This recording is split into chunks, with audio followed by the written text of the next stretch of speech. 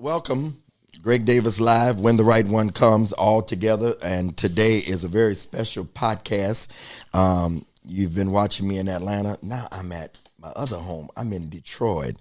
APX, I think I said that right, APX podcast studio in Detroit, in Ferndale. Shout out to them and the owner and the engineer and the camera person, all of them, for being here.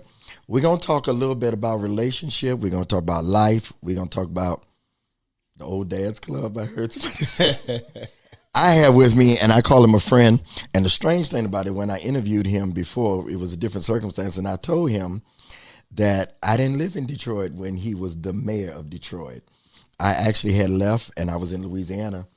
My only memory of Kwame Kilpatrick is I tell this story all the time. I just tell her, I came home for Christmas looking for a Christmas gift, and the whole street was closed down. And I said, what's going on? Why can't I go shopping up there? It was on Griswold. No, not Griswold. Wherever you remember where the bus station used to be right there? And it was a store over there on the side, barbershop over there. And the mayor had the whole he was in there shopping. They said, you got to wait until the mayor come out. And that was the only. Wow. Man, welcome. Kwame Kilpatrick, former mayor of Detroit. And if he ran again, I said it in my last interview at the end after interviewing him, I'd vote for you again. Hey, thanks a lot, Bishop. One of the smartest guys I know. Pastor, Reverend, Dr. Kwame Kilpatrick. I ain't running for nothing now but cover. We could let's start there. Yeah. So does that mean no? That means no. It was that life, and I believe I was doing exactly what God wanted me to do at that time. I didn't know him then, but I know now that he was really purposing something for my life beyond that. And so, because our friend Luther the prophet says, I done told Kwame he need to.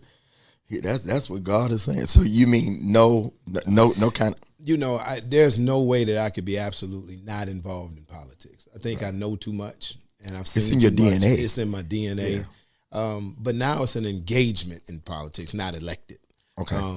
I believe a lot of people, particularly congressional members and even executive leadership in cities around the country, they really are into the body politic, but don't know how to do the policy. They don't know how to get appropriations out of their various state capitals or Washington.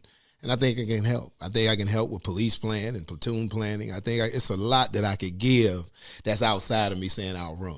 And so I hope I can engage that way. You don't have to say names, okay? We can protect the innocent. No, you have to say names. But do people actually reach out to you? Yes. For advice? Yes. Across the country? I just started across the country. You said Louisiana. I was helping a Senate candidate in Louisiana. He was my first person, and I said okay to since in this new life. And so help him write a campaign plan, help him do a strategic plan. So you turn people down?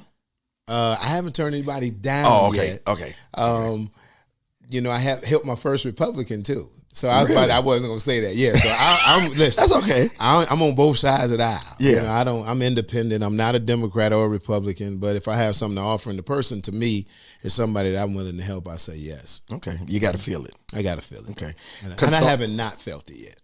Consultant, you're going on out there and do that. Absolutely. Okay. Absolutely. Okay. I'm going into Arizona and do a little bit of work in a few weeks. And so just to sit and talk. I talked to his campaign team. I love this because you can do it on Zoom.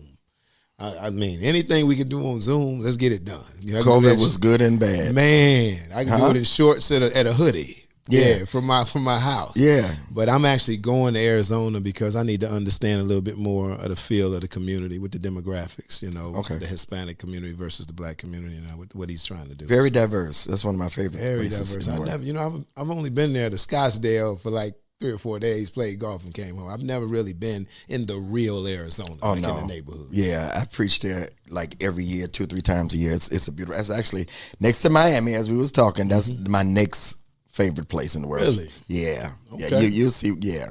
Right. Good for your health too. So, what are you doing now? Pastor, preacher, teacher. Yeah, we launched a ministry back in January of 21. Movemental Ministries. Movemental. Okay. I got it out of a book called Permanent Revolution, where it was the apostolic generation is still alive, and we're living in Acts 29. And the book made the argument that that Jesus Christ didn't come just to start a church, but he came to start a movement, and it was a mission. You're talking my talk. Go ahead. And so the missional movement of Jesus Christ, he put those words together and called it movemental. And so I like that. And so that's what we named the ministry after, because that's how I believe. That we are just not supposed to gather in church and leave, but we should be a movement. You know, you address the issues of how you actualize the Bible in relationship, finding a mate, you know, how we do business and entrepreneurship. He actually follows me, y'all. He hits me up every night and then. Oh, yeah. I watched it. I was like, oh, my goodness. But I said, you can set you and your wife can set up one-on-one with me if you need me. No question. No question. She said, because she was listening to you before. You told me that. Yeah, she was listening to you before. And she said, you don't know Bishop Grandy? I said, yeah, but you don't have, I mean, I wasn't hip. I wasn't, I didn't know. But when I got out, I said, okay, let me look into that. I said, okay, this is That's good. what he's doing now. Because last time I was doing something else. You was preaching and teaching. Yeah. And doing, so. I still am. You know, let's talk about that movement. I think that what you said is right where I'm at. People think I went crazy because I'm not pastoring anymore. Unless the Lord tells me. That's how I'm saying it now. But I am. Yeah. I preach more now. I'm on Clubhouse. Got to get you on 7 days a week. Right before this, I teach Tuesday, Thursday, Sunday. Do prayer on Saturday. I do 2 other things a week. So I'm preaching like 5-6 times a week. I wasn't doing that when I was pastoring, but now I'm doing what you said. I'm doing what the original intent was in the garden. That's good. Yeah, go and take care of this garden. Yes. Occupy until I come. And then meet me for worship in the cool of the evening. That's good. Yeah. That's good. But, Eve had to mess it up. Yeah, no, we ain't going to put it on her.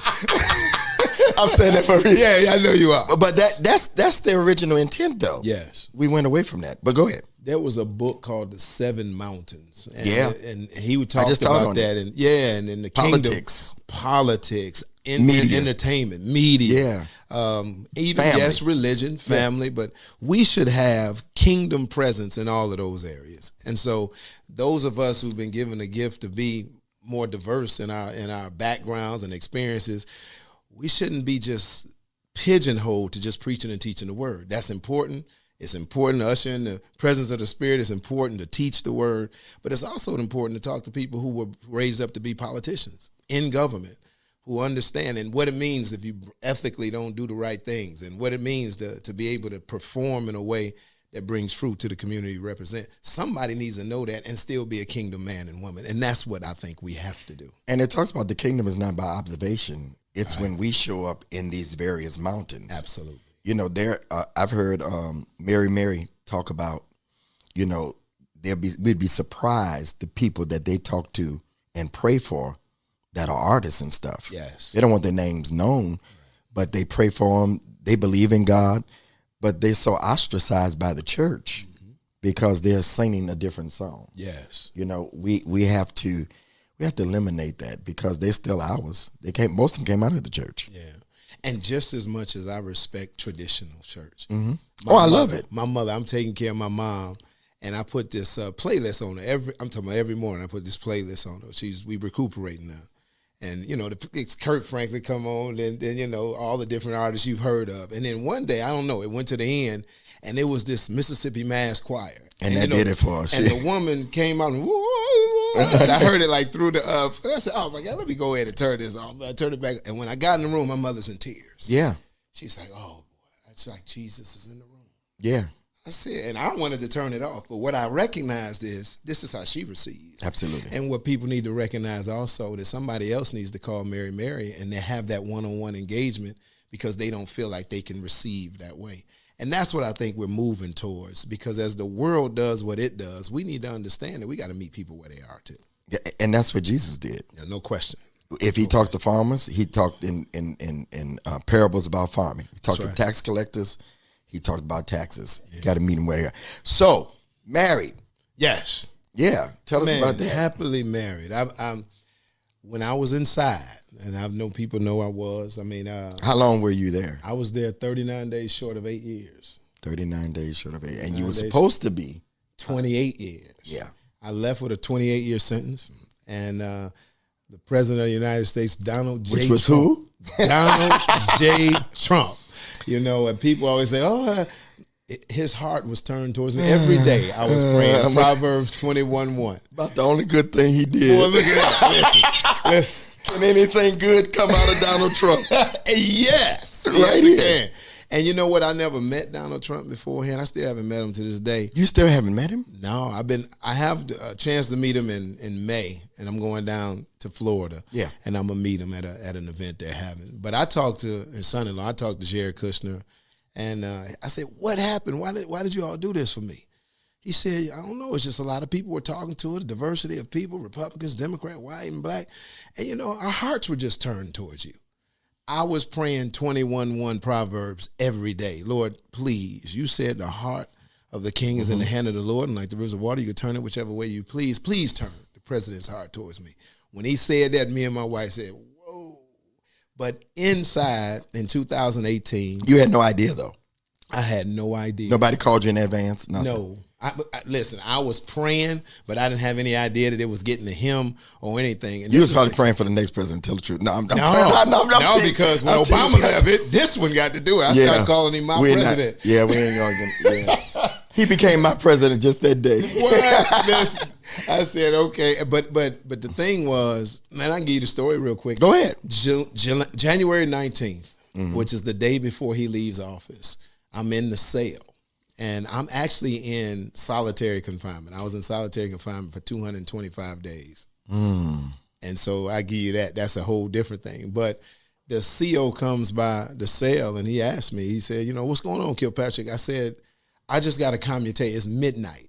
Literally, it's midnight. He walks by because it's a midnight count in the federal prisons. And I said, I just got a commutation from the president. He said, Kilpatrick, who told you that? I said, if you go check the computer, I got a commutation from the president. And he said, who told you that? I said, hey, man, the Lord told me. He said, oh, Kilpatrick. I said, the Lord told you. He said, man, you won't believe this. You're in the paper. And he pulls out the Detroit Free Press and the news, and it says, you got a commutation. They're mentioning you on the news with Lil Wayne. I said, what? I said, Lil Wayne on there too? So I break down, cry, pray, thank the Lord, and I go to sleep. He comes back at like 3 a.m. How could you sleep? I'm serious. You going home? I said, I know. I believe it. And 5 o'clock that morning, the warden hit the door. He said, it's true. We're going to get you out of here quick and quiet. At 2 o'clock that afternoon, I was in my mother's house eating crab legs and cheesecake. Wow. That was your first meal that you wanted? Crab legs, catfish, sweet potatoes, macaroni and cheese, greens, and cheesecake. I went crazy. Yeah. Wow. Yeah, it was an incredible thing, but it was a testimony too for me. You know, and not being ashamed in whom I believe. And actually, what I told you, just do what I told you. Don't try to be like nobody else. Do what I told you to do. And that's what I've been doing since I've been out. You never believed that you were going to serve that, though, did you? I did not. Yeah. I did not. I knew I would be out early. I didn't know when it would come. I received a word that I would be in there in the 7th year. He was going to give me release. My son was having trouble, my youngest at that time. He was having trouble in school. He came to the prison to visit. And I told him, son, listen, I received a word from the Lord. Now, he wasn't even going to church or nothing. I said, I received a word from the Lord, and he's going to let me out in the 7th year. Now, that was in the 3rd year. So I said, we got 4 more years to go. So you got to be a man. He held on to that word so much so that when it turned to the 7th year, he said, you getting out this year, Dad. And so my sons believed his word. And so we all just believed something was going to happen that year. So 39 days short of the 8th year is when it happened. And you came out. Complete. 7 is completion. 8 is new beginning. It's over. Yeah. It's time to go. Yeah. And 2 years before I got in 2018, a friend of mine said, it's this young lady that you remember because my wife worked in my office as a receptionist. She was 22 years old. We had like 2 discussions. I remember the first discussion, she asked for a raise. And the second discussion, she was telling me she was getting married and she was leaving a job. So I said, okay, congratulations. You know, she was like a kid to me. All right, congratulations. All right. So I didn't see her anymore. Well, I'm in prison in 2018. And a friend of mine said, I saw this young lady. You probably remember. Her name is Leticia. She gave me a prophecy for you. And I said, man, if somebody always got a prophecy, I'm okay. You know, I don't want to hear no more of these prophecies. No, for real, she asked. I said, okay, send it to me. So they sent it. When I got it and read it, it was exactly on point of what was going on in my life at that moment. And it read it like a book. I couldn't believe it. So she had her number on it. So I didn't call her. I took a couple of months and I called her to thank her for it. Hey, thank you for this. It was right on point. She said, you made my day and all this kind of stuff. So we start talking, praying together. And this time, Greg, I'm trying to live right. I said, I ain't messing with no girl. And when I first got in, I'm having women come visit me and all that.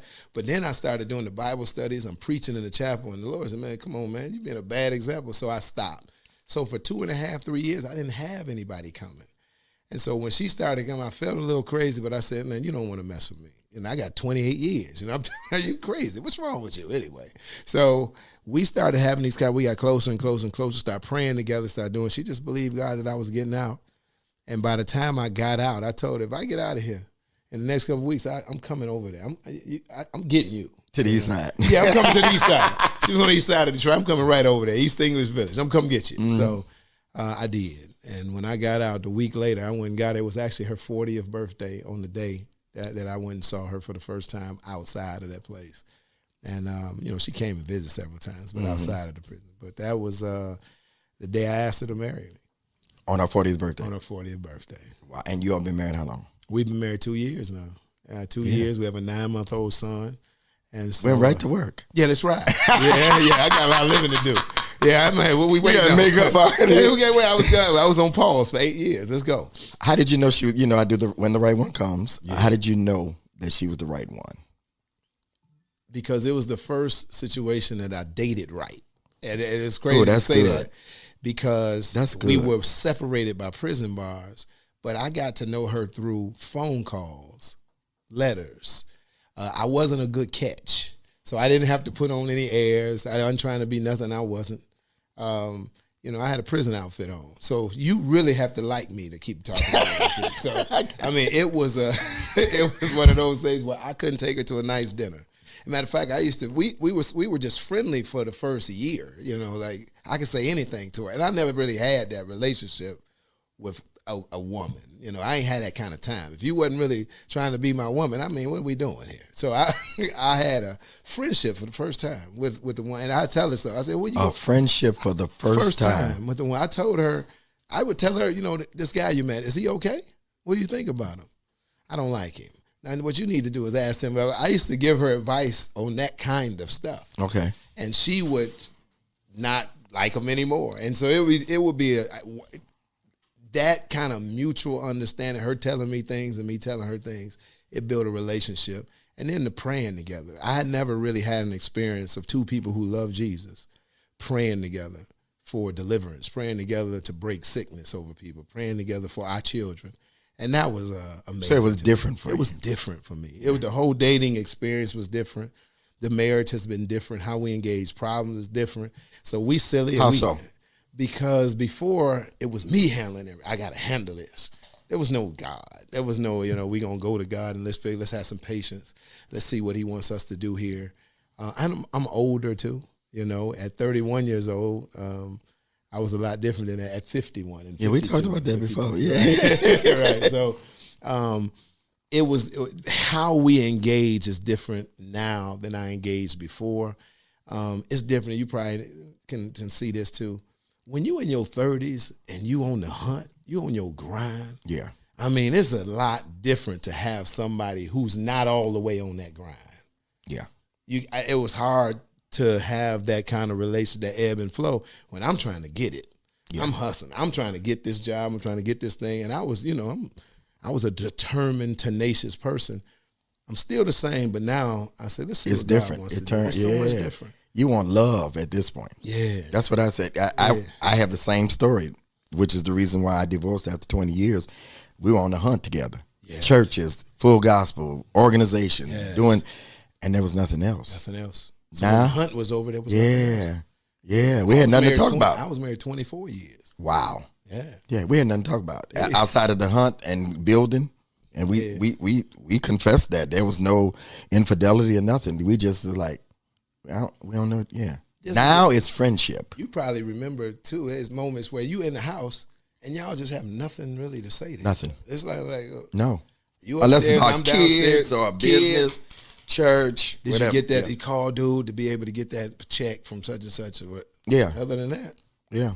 Bills are paid. It was. But now it's genuine friendship, relationship, intimacy. Yeah. Yeah. Come over here and rub my head. I feel you. That stuff turns. And for those of you that are watching or listening, know yourself before you bring somebody else in, and then make sure that you talk to the person. You could elaborate on this, that you're developing. Yes. The terms of condition change. Yes. I don't know if you went through that in 24 years. The terms of condition changed and you never talked about it. Exactly. We started at 19. We were both 19 years old. Yeah. I'm a sophomore at Florida A&M University. I'm playing football. At that particular time, I didn't have dreams of being in politics at all. She thought she was marrying a teacher, which is what I became. I taught in Detroit public schools, but then after 3 years, I said, I'm going to go to law school. I'm going to run for this position. My mother, by the way, she's in politics. See, she really didn't get all of that. So, and then when I started running for politics, she liked it for a while until I got the mayor job. So, but all the while, she's changing and I'm changing, but our change is doing this. Yeah. That's what happened when I got on TV. So when I got on Word, we did this because we were used to doing everything together. Yes. But Word was not together. They came and got me. Right. And she didn't like the TV thing. So it's same story. Same story. Yeah. Same story. And that's when you kind of know, but it becomes normal. So you can ride in it for a while. But then it comes to the point where this ain't this. We got it. Yeah, well, you was the mayor too. Some things came along with that. But I say that. I was just good and bad. good and bad. Good and bad. Yeah. My first question I'm asking off my list actually it fits right here. So, love. Yes. Then. Yes. And love now. Yes. Love then was so wrapped up in the world's understanding of romance and emotion and touchy-feely and, kind of like this rom-com movie definition of love. And love now comes from the solid rock foundation of who we both have put our trust and belief in and what he says about who we are to each other, and constantly reminding ourselves that this is who I am and this is who I believe you are and this is how we relate to one another. So even when we had disagreements, I could come back and say, you love me. Cut that out. You know who I am. Well, shut up. Y'all have disagreements? Yeah, we have disagreements. We are such different people. She's analytical. I could say it's like the difference between the Gospel of Mark and the Gospel of Luke. Mark is like, listen, we went down here to compassion narrative. He did this. He healed this person. Did 16. We got 16 chapters. Let's get out of the way. Luke, the physician thing. I got a code. No, you don't. What you have is my wife is going to explain and alliterate to you every aspect, the thing around the corner, that kind of stuff. I saw a comedian. He did it right. We laughed when we saw it. My story, hey, we had to pick up something from the mall. We went to Nordstrom's. I ran in, I got it, and I came out. That's my story. My wife's story is we had to pick up something from the mall. We walked in the mall, and I saw Shirley. Oh. You remember Shirley. Shirley is such and such girlfriend from, and then we saw her, and she had on this green dress. Mm-hmm. Oh, my God. That green dress is the same one. Remember we went to Miami, and I was telling you how that one was pink. I'm just trying to figure out, can we get out the mall? But that's a male-female. That's common, though. I know that's common. We have less words to say. They have more words to say. Yes. And I thought you were going to say when you go there that, you want to just pick it up, but she's going to find other things. Is that definitely. Oh, okay. Yeah, definitely. Even if it's for me. We can have an agreement. It don't make no difference. We have an agreement. Because I'm like you. I used to be a hangout at the mall. But I stopped there years ago. Yeah. Now I just want to go in and get what I'm going to get. Get it and get out. Because we got to get down here to this thing. Mm-hmm. But I typically, most of the time, leave with nothing. I leave with nothing. Because she said, they got to sell it. I'm going to go over here to shoes. So I'm in the mail. I got my little stuff, But then I get over there and she's like, so I sit down for half hour. She's trying on the shoes. She's going, look at you. Everybody looking. Especially the ladies. Yeah. So I just went through this at Target. You know what? I'll come back and get this. Yeah. But let's get to the people. I got to go to Bishop Greg Davis. So Mm-hmm. Can we get? So I got it. All right. So but the disagreements are not on life disagreements. That's what they're on little things. Yeah. They're on personality stuff. Yeah. Little quick. So it's not like I believe we should do this and you believe we should do that, and it's a whole different diametrically opposed thing. We don't have those. Yeah. That's such a relief. Yeah. That's such a relief. Yeah. The little foxes can take you out. Yes. If you don't have a solid foundation and that you recognize it. Mm-hmm. I don't know if you all went through, what I'm currently, it's not us so much on the inside, but did you get a lot of outside? Yes. That's our entire problem. We just met with Bishop Sheard about that. Yeah. Because shout out to Bishop Drew Sheard. You just preached for him? I just preached for him. Greater Emmanuel. Mm-hmm. He did our marriage counseling, and we had to go get a refresher. Mm. And we went and got the refresher, not because of something going on with us, but how to handle the outside influence based on the relationships we have with the outside people.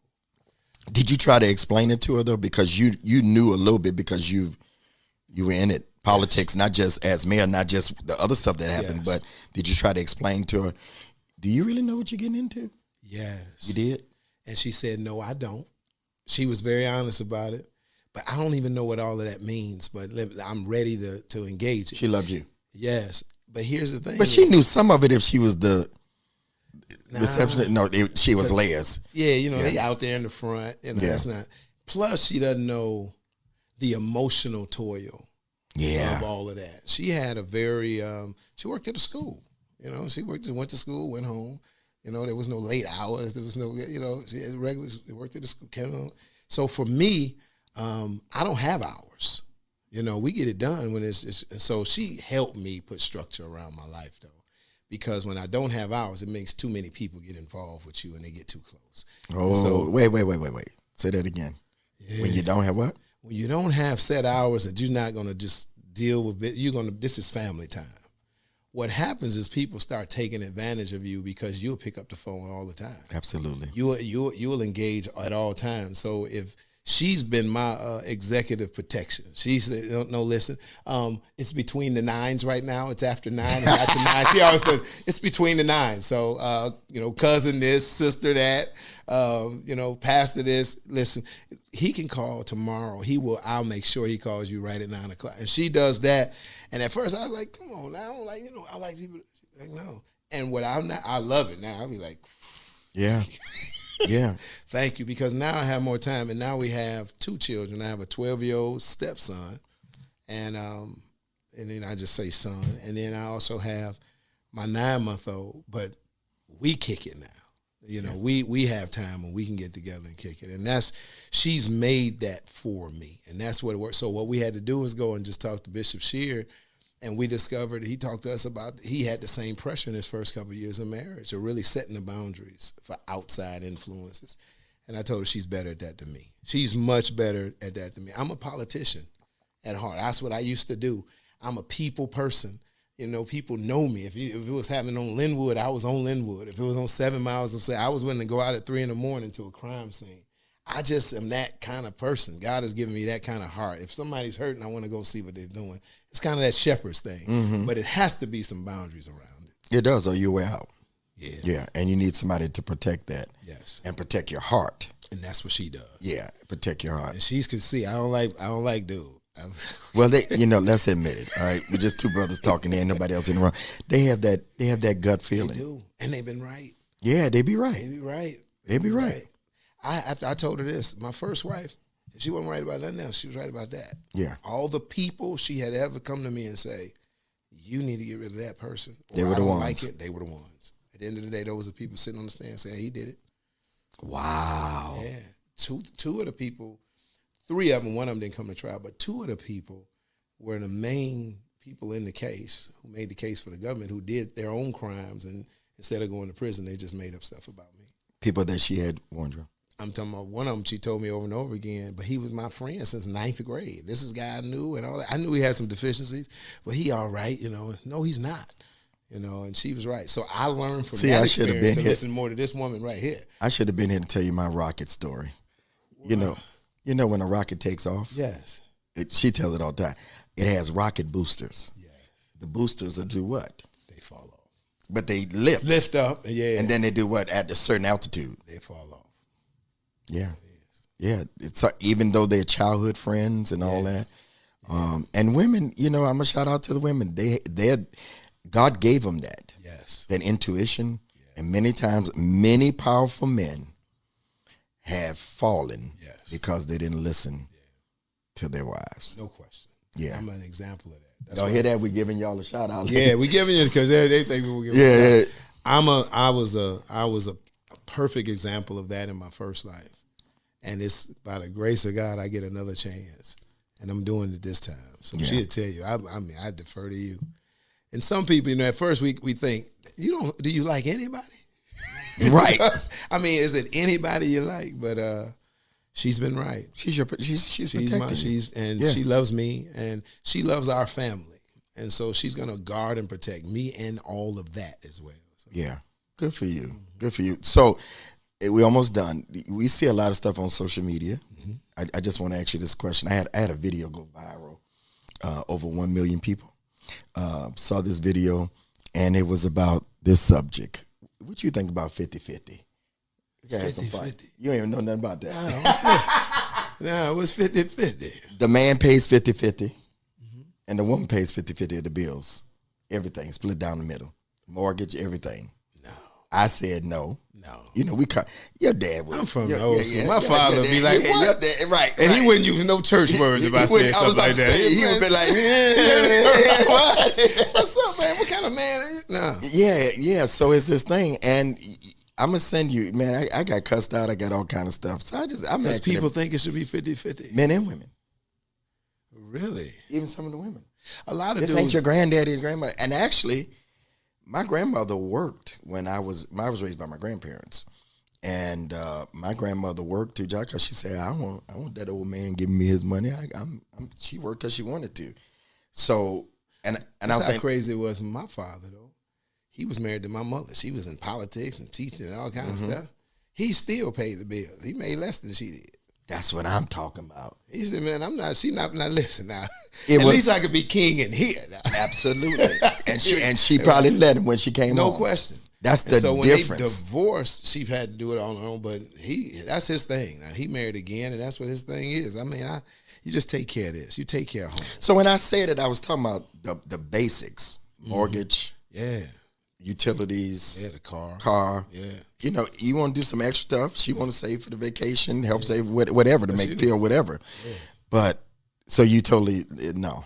I ain't on that 50-50 thing. Okay.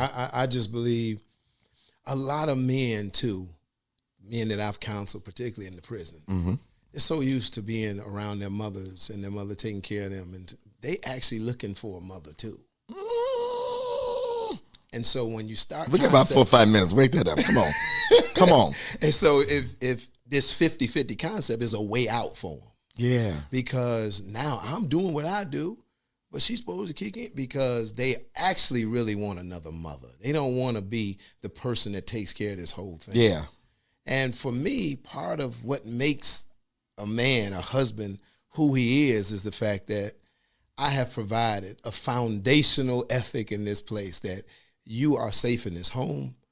The bills are paid in this home. You could turn on lights. You could do what you need to do. We provide an atmosphere where they can flourish in what they want to do without being stressed and strained about that. And I felt like that coming out of prison. I'm not going to marry you. Give me 6 months. That's what I told her. So you could be, you could do that. I got to be able to get to a point where I can actually do that. Where, you know, I ain't going crazy and stressing you out or stressing me out. And so I just think that's so important for the man, the masculinity of the man right now. It's so important for that. When I'm stuck on is your daddy made less and still paid the bills. Yeah. That's his thing. Yeah. His thing, man, pay that little. I got a vision of your dad right now because, you know, he was so, I could see him saying, there ain't nothing happening. Ain't nothing happening. He wouldn't say it that night. Right. No, you know, he would be talking. Yeah. He wasn't going to use godly words.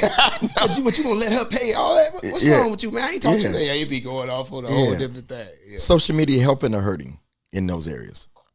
I think social media is just like everything else. Good and bad. In the world. Yeah. You know, knowledge is increased. So Bishop Greg Davison come home and impact people's lives in a way that he couldn't if he was confined to a church. But you also got people in there looking for little boys to molest.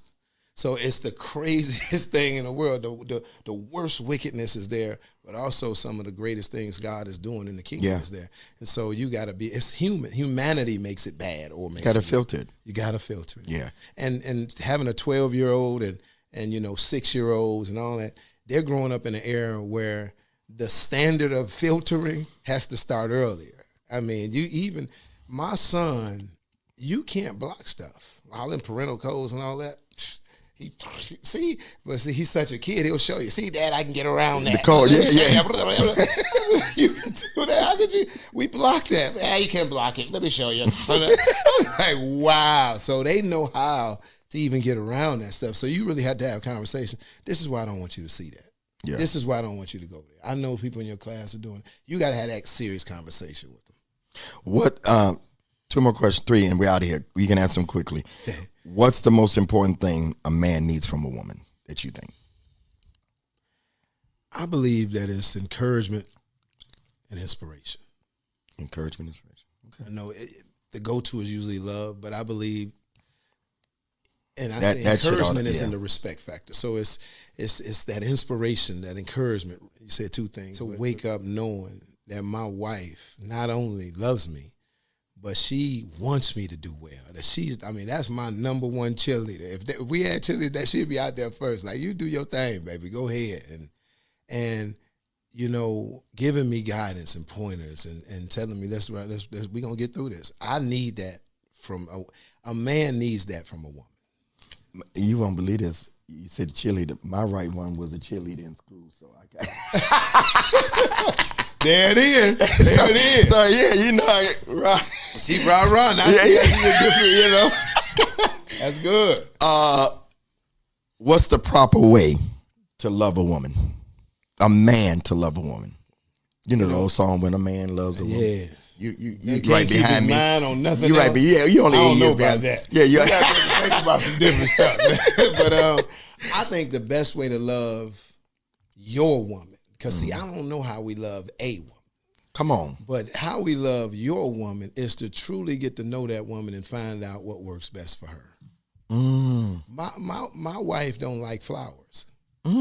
That's crazy. I said, "What's wrong with you?" I get a flower. She be like, "Oh, thank you." Oh, I got her a pillow the other day. It's one of them personalized pillow with her picture on it and some Bible verses, and it's colorful and all that. And that was for Valentine's Day, part of her gift. We went to see Anita Baker, but I got her this pillow, and it was on the bed when we got home. And she was like, "Oh, my God, look at this. It's so nice." $30 pillow. I just spent money on $200-$300 dinner. Anita Baker, that was just okay.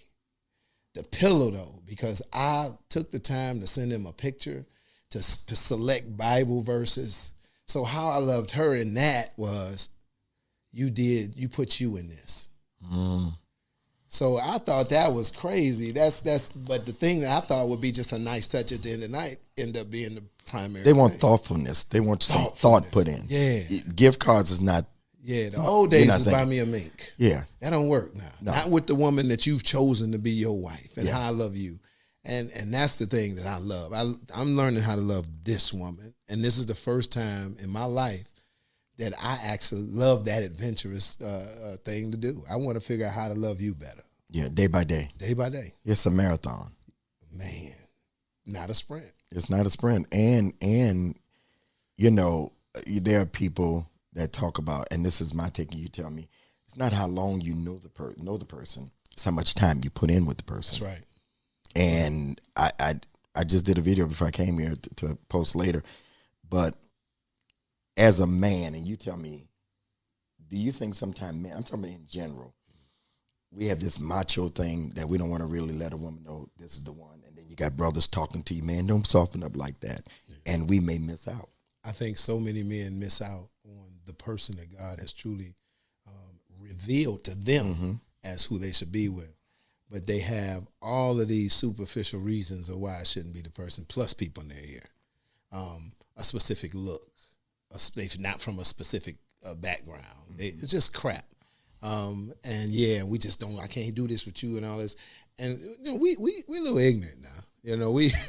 We have so abused and that's the wrong word. We've not understood masculinity and how to be a man because most of us didn't see it modeled. I talked about my dad, but he wasn't. This is not the person that you want to see is how you be married. If you wanted to, that's my main man and all. Oh, that. yeah. But listen, he didn't know how to do that. Yeah.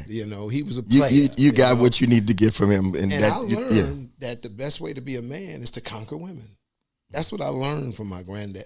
From my father, my uncles. That's what no one taught me how to be married. How do I relate to a woman? How do I do this? I thought I was doing well because if I got how many women you got? That's what my uncles used to ask me. How many you got?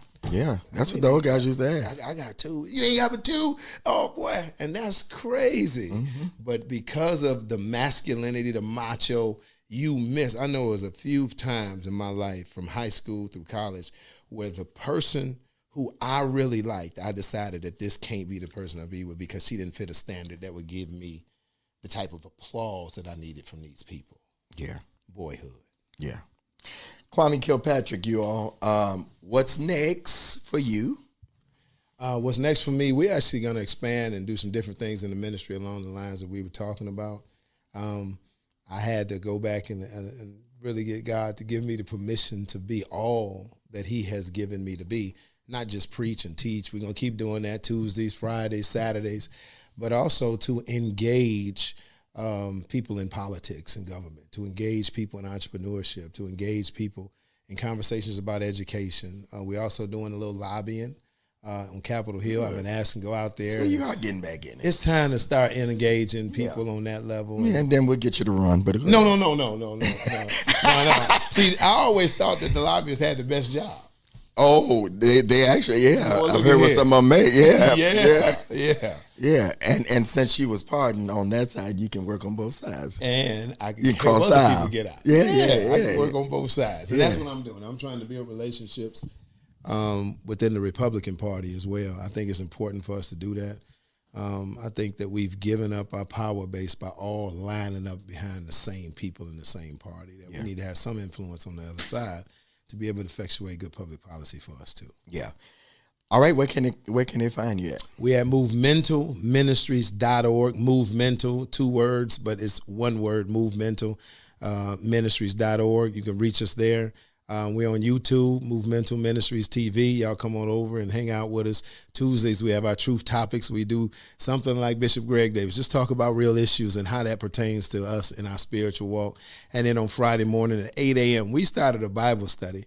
Friday morning at 8 a.m., we used to have 20 people. We have over 100 people every Friday now at 8 a.m. And so we've been really excited about that. So y'all come on in and check us out. My mayor, the former mayor of Detroit, Kwame Kilpatrick, Pastor Kilpatrick, and he's got some great things coming up. Listen, make sure you follow me at Bishop Greg Davis everywhere. When the Right One Comes YouTube channel, where many of you are watching this right now, Facebook.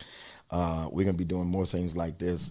Hats off to APX, to my marketing person, Zai. Thank you for setting this up. Behind the scenes camera person, Brooke.